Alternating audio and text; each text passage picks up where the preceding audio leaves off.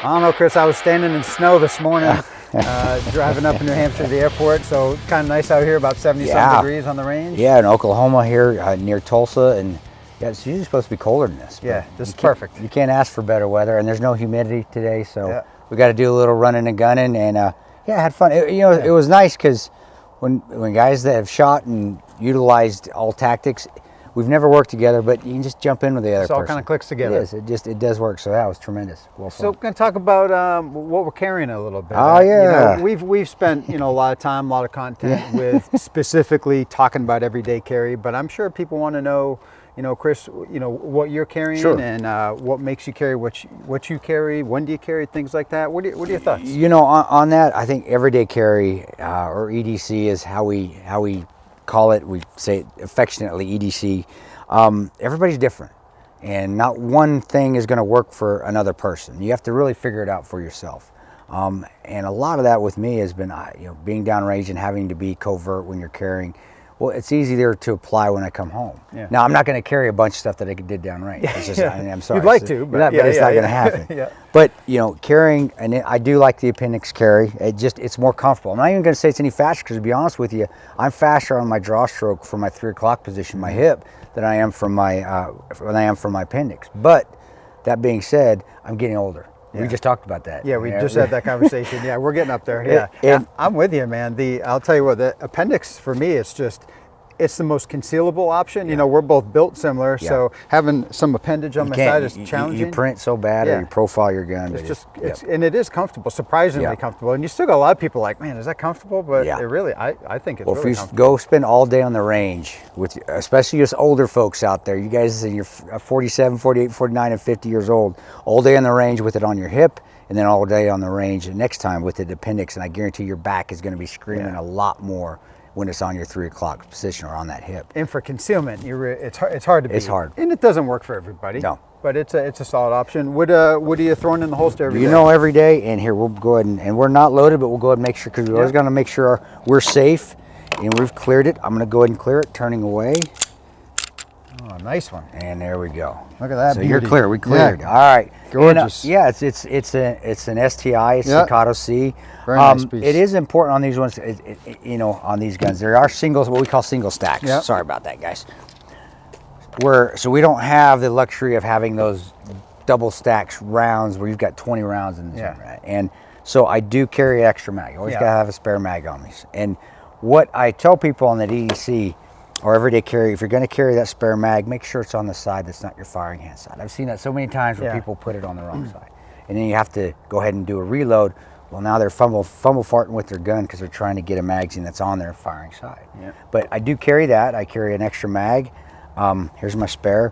And then I always like to have, I don't even call it an edge weapon or a tool or a knife. I call it a tool. It really is. It's just a tool. We're on the same page. But if you need it as a backup, of course, or maybe it's your primary, God forbid you ever have to get in that intimate setting that you may have to use this thing, it's a great tool. I like it for opening my mail and getting out. Exactly. Yeah, that's what I use mine for. Yeah. I'll tell you what, you brought up a good point, with the single stack. And, so many folks, I guess maybe I'm one of them, running a double stack Glock most of the time. Is there anything wrong with a single stack? Not at all. I mean, that's still a substantial amount of ammunition. You've got 9 rounds in there, and that's plenty for. God forbid you're in a sustained gunfight. If you're in that long gunfight as a civilian, something's gone sideways. You've had a chance to actually remove yourself from that situation, and you didn't do it. And like you said, there's what we'd like to go into a situation with versus what we can sustain and carry every day. And this is a practical setup. Obviously, you're comfortable with that gun. I am. You're competent with the gun, and it's a good setup. So this gets it done. This is what you like to carry. Yeah, it does. And I do like it. And it's all preference. Some of the Glocks or even some of the SIGs that you have out there are a little bit bulkier fuel. And I'm not a big guy. In my hands, I got skinny fingers. I like that feel of that, which is it's based off a 1911 platform. Yeah. So you've got that thin, and it feels better in my hand. I'll tell you what, there's no gun that feels better in my hand than a 1911. I know. I don't carry them or shoot them much, but I'll tell you what, I do love them. I wish we could conceal those. I know. Conceal those How things. about what's Kris got on them? around the house. Is there another Sure. option you have if you're not carrying this? Is it something Well, smaller? you know, and that's one thing on a double stack gun. I do have a P365. Yep. I do have a what a great little gun. and they're comfortable. Yeah, They're not easy to shoot, guys. That Yeah. spring is so stiff, and you really have to practice at it. But they're probably the most comfortable gun that I have. You carrying that appendix too? If I you're do carrying that. it? Yep, Yeah, I do carry yeah, that appendix as well. That's the other one, and then of course I have a few Glocks around the house too, and around the house locked up. Make sure we point that out. But that SIG, that 365, It's a nice gun. and it's so easy to conceal. Yeah, And yeah. I don't know if you have that same problem, but the skinnier you are, the harder it is to tough. conceal the Yeah. gun. They think it's the opposite. It's really seasonal for me. Like, you know, up in New Hampshire, you know, it's almost like in the winter season, I can definitely carry a little bit more gun and a little bit more gear. you got more cover. You got more Exactly. stuff you But can I do. mean, you know, when it's 80 degrees out and in shorts and a flip flop, it kind of narrows down what I'm going to carry. You know, so Yeah. Well, my thing too is, and I don't know if you're the same way. I do have to carry it very low, Yeah. or else I will print. Yeah. I will. You're going to be able to see that. Yeah. See my grip. Yeah. What I recommend though is if you have to do that, which I do, if I don't carry it low enough, you're going to see it all the time. And I guess I got to put on more weight. Maybe that would help. but you do have to practice with it. Yeah. Because there is a different where you really have to dig your thumb in there and get Yeah. that thing out. But I get your gun out because your holster is riding very low in your holster Yeah. on your midsection. How about this? Something I think a lot of people would be interested to know, especially from you with your experience. We can all assume, but why does Kris carry? Why do you carry? Why do you have a gun on you? You know, I've 95. I think we talked about that. You joined in 94. I joined in 95. A firearm or a gun, whatever you want to call it, guys. I know we got different names for it. A firearm or a gun, however you want to say it. It became a part of our life. It became like another appendage. It did. We weren't worried about. You know, we were always going to be safe with it. We were going to learn how to shoot it. But over the years since 1995 of me using and carrying a gun, carrying a firearm, now I feel naked when I don't have it. Man, I'll tell you what. Yeah. Yeah. I mean, I'm sure you feel the same way. So true. Yeah. And so that's why. Am I looking for that situation to use it? No. I never want to. I don't want to use this thing ever again. Yeah. But the thing is, though, is you want to be ready. Yeah. You do. So the worst thing, and you've seen this before too, the worst thing you can have is you need something and not have it. Yeah. I'd rather have it and not need it so than true. need it and not have it. Yep. And that's why I carry that. Yeah. And or carry a SIG or a Glock or Yeah. whatever else I can afford out there because Yeah. they're getting so expensive Yep, they nowadays. are. Yeah. But that's why I carry, Yeah. and that is essentially, I've just been doing it all the years. Now it's just become a part of my body.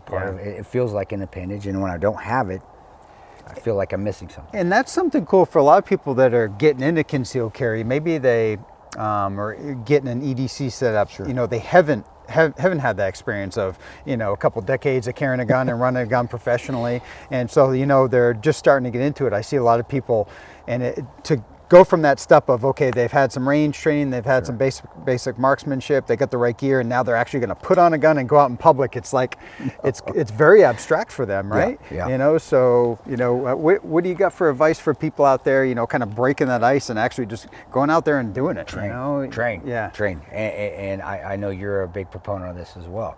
You have to train. Yeah. You have to know how to use that. Just putting it on after you got your concealed carry license, that doesn't mean you know how to So shoot that piece of paper, that doesn't make me good to go? That doesn't make you good to go. I Yeah. would just say you have to train. You have to put the time into it. Yeah. You know, I see a lot of people that spend a lot of money on guns but never learn how to use it. Yeah. Well, use some of that money you're putting on a gun to go take a course. Oh boy, And you just hit the nail on the head, Kris. Yeah. And that's a huge point, and a lot of people, I think, you know, forget about that. Is you're right. Expensive gun, top of the line holster. It looks great. All the mags, the best ammo, and you know, and zero money in either training. range time for themselves. Yes. You know, just getting a membership at a gun club or a local Which range. that's a or good actually, starting point. Yeah, That is a great start. or actually taking a formal class, learning Yeah. from some professionals, right? And I would highly recommend take it from all different instructors. Yeah. I'm not. There are people out there who's taking classes from me that maybe I wasn't their type of instructor. Maybe I wasn't clear. Because if you haven't realized already, Adam, I ramble a lot, obviously. But I always advise learn from everybody. I've learned from many different instructors, many different operators that I have very much respect for when I was a young ranger or even young within as a contractor. Yeah. And you can always pull something away from someone. Yeah. You always can pick, it may not be everything that you like, but you can figure out something from that instructor that, oh man, that sounded great. Yeah. And I'm going to say that for later. So Yeah. I always say, learn from everybody. Yeah, you're absolutely right. You know, I consider myself, you know, forever a student. You know, Yeah. just and you know, you know, you're always taking training to get a couple little tidbits here and there, or you get stale. You know, like I find that's my biggest problem these days. I feel like I'm getting stale. You know, I've a decent amount of experience, taught a lot of classes. You know, and just, you know, how to stay motivated to keep on training is it gets tough. It does get tough. As I say, for shooters, senior shooters that have shot a lot, though, that's tough to go and get taught. Yeah. You have to put your ego aside. Oh, 100. I can do that easy. Yeah. I mean, it's a big ego, but I can put it aside real easy. It is tough. I have an instructor by the name of Ben Morgan who is a tremendous pistol shooter. He's one of the lead instructors for Battle Line that we use.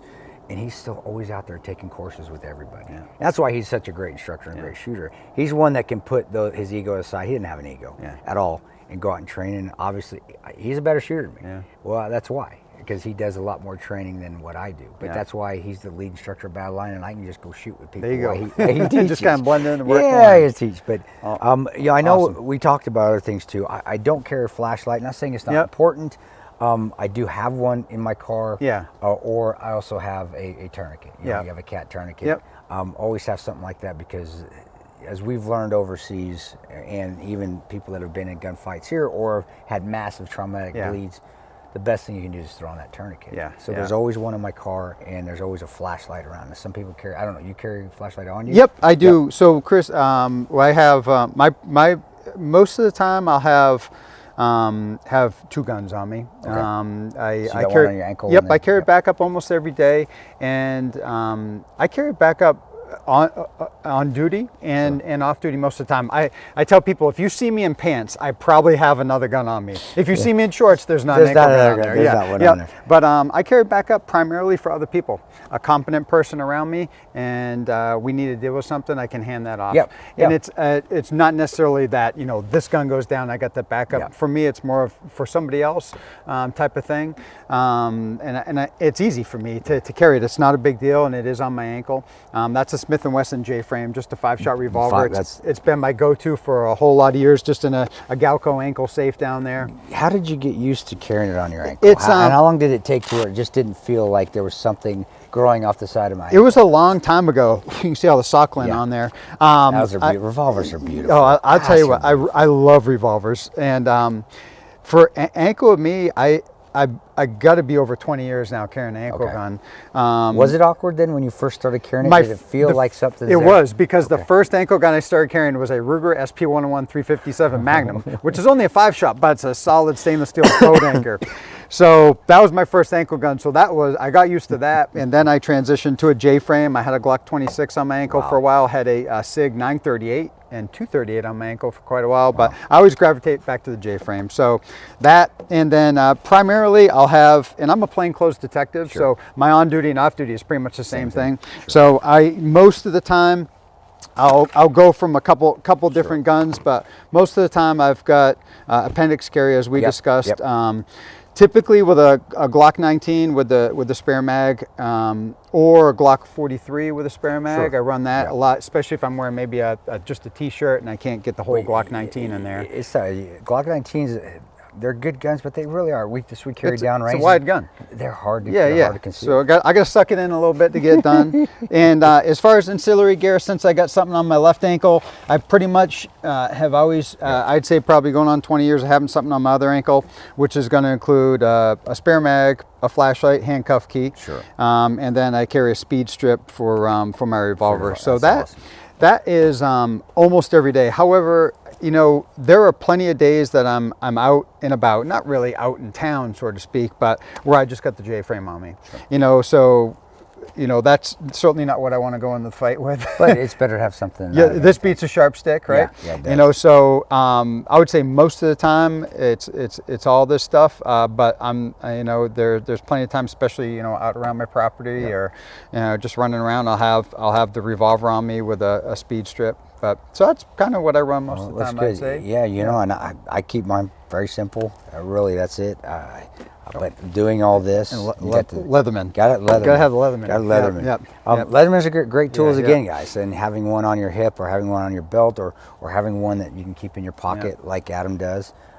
they're great tools to have. And you gotta have phones and your TikToks. Oh, you gotta have you gotta have your TikTok. Where's my phone? I actually left my phone in the car. I guess that is an EDC, except for today during this because I don't want to look at that damn thing. So, guys, to kind of wrap this conversation up a little bit, EDC, everyday carry, is what you make it. You know, I'd say the most, probably the most substantial, the key thing about the EDC is the gun, right? It is. You know, but a lot of times, you know, people can't carry a gun for legality reasons or jurisdictions, or don't have a permit in whatever town or state they're going into. So, you know, have something, you know, an edge tool. It's always or good to have an edge weapon, or even they make those pins now that you actually something. Yeah, something, a pin that you can, I don't say jab somebody with, but really get you out of something, right? They do. Yeah. Have something on you that you can use to defend yourself. It's always good. It's better to be prepared than not prepared. And I said with Adam's stuff here, and you see how he carries, and then mine with my concealed and my little inside the waist holster. What I'm going to tell you is you got to train. We talked about you got to train and know how to use your gear. I know if I threw that on that Adam has right there with the magazine, it's going to feel uncomfortable because I don't carry an extra spare mag in my appendix. But I'm going to train with it to where it feels comfortable. Yep, so you got to just keep training.